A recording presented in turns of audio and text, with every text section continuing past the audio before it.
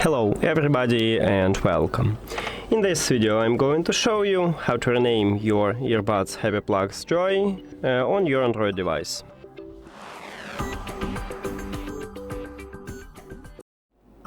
You have to start by open settings and then go to the Bluetooth or connected devices.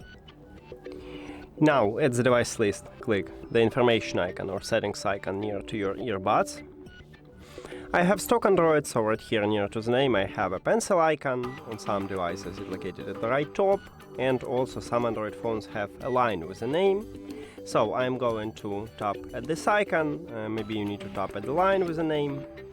And right here you can write the best one for you. You can also remove some text, but I want to only add this one.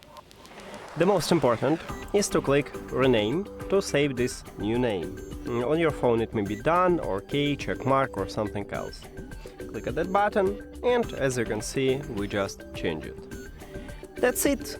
Thank you for watching this video. If you found it helpful, please consider subscribing to the channel and leave the like on the video. See you later!